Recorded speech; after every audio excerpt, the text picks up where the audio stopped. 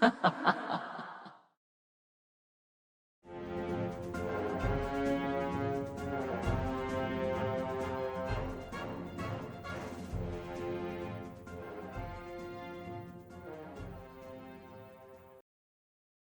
up, everybody? It's Chaotic. I'm back here with another tier list for AFK Arena. This tier list is going to be a little bit different than other tier lists. It's not going to be discussing the main heroes in the game. It's actually going to be discussing the fodder heroes in the game. Because believe it or not, they also have a ranking system within themselves. Now, all these heroes on the list, they all have a max level 160, which is legendary plus in the game.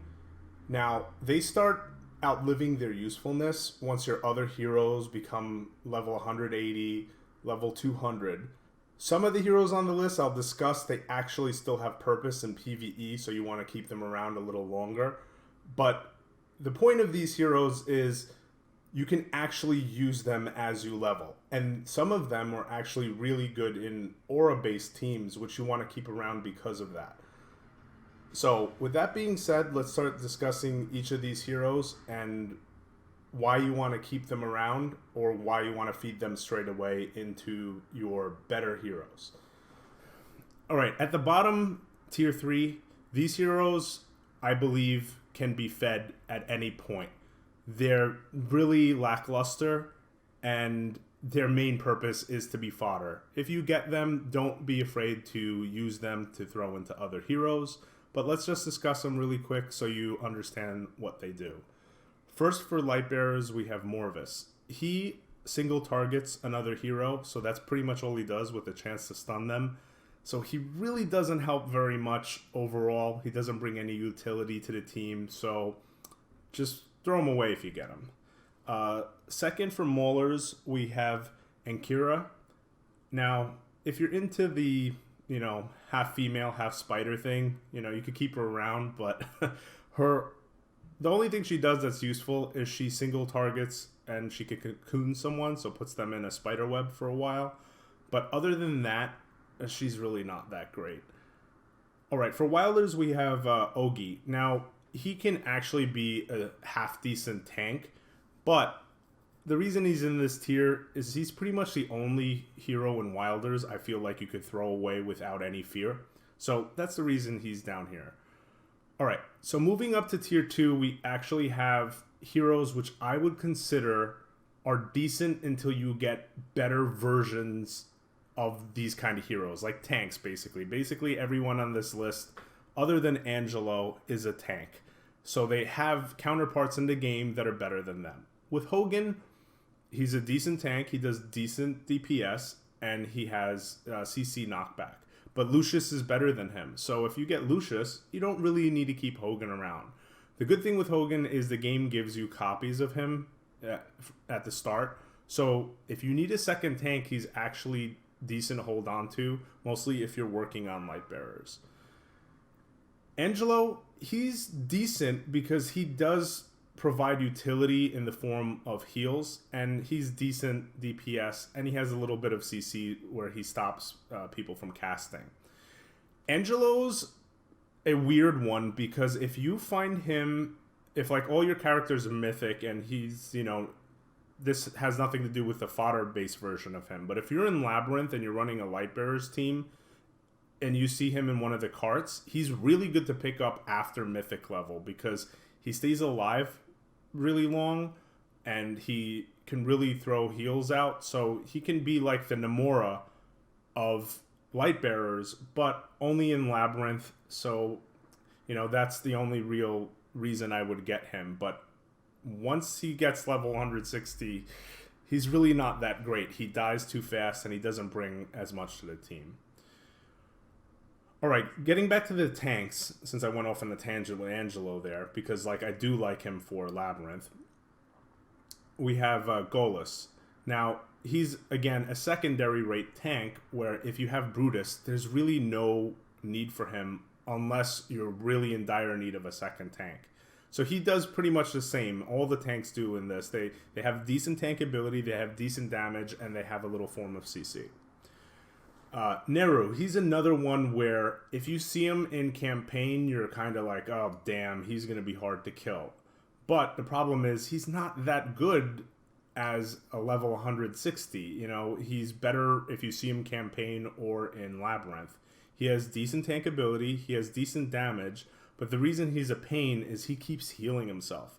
And if you find him in campaign and ascended level, he just does that Grim Reaper skill where it just one-shots people. But sadly to say, we can't get him to mythic or ascended level in the game, so he will never pack that kind of punch that he does in campaign.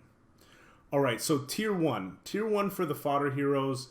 This tier is where I would consider these heroes pack an insane punch.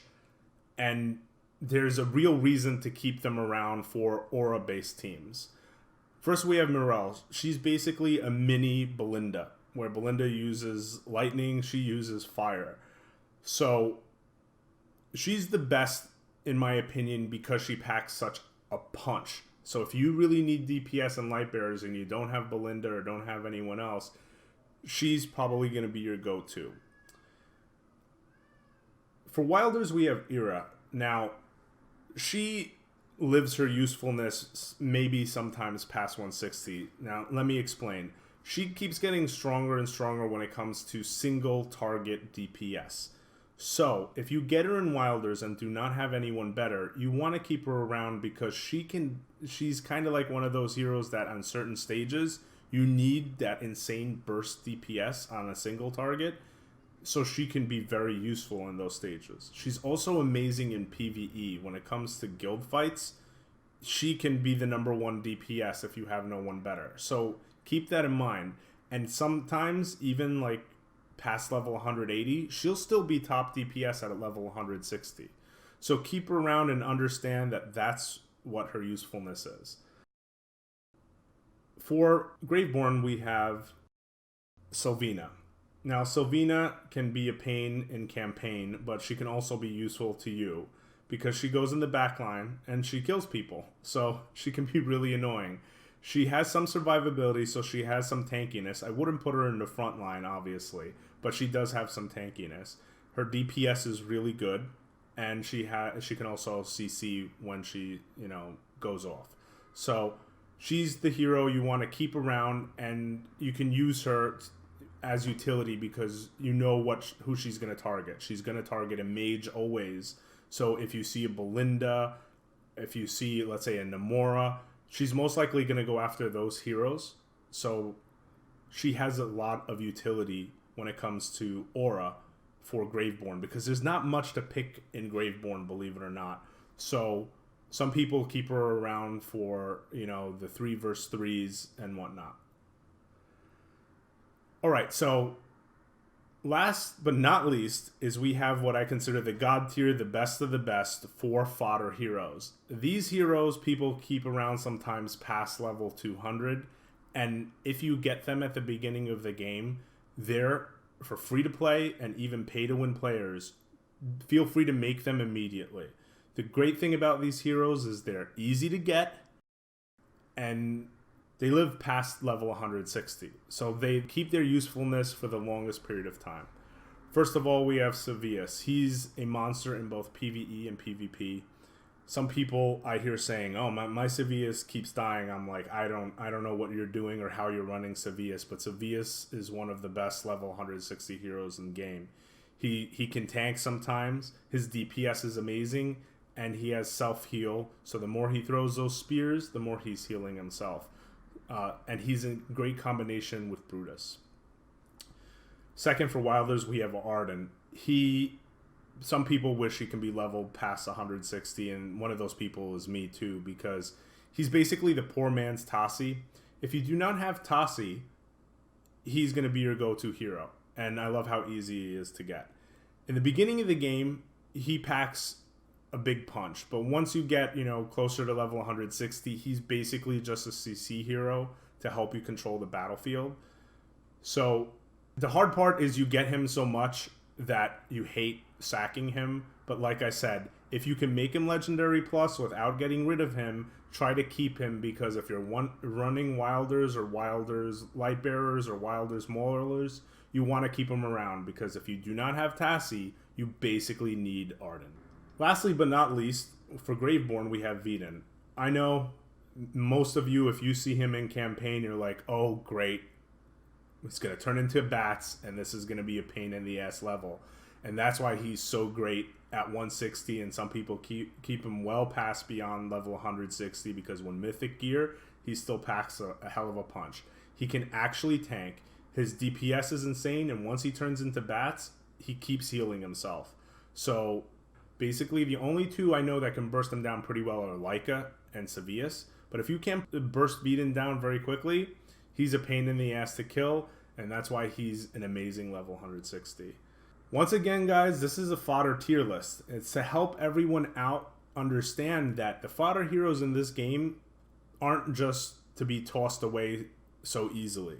They can be very useful in aura-based teams, and they also have a ranking within themselves where some are more useful than others. So keep this in mind.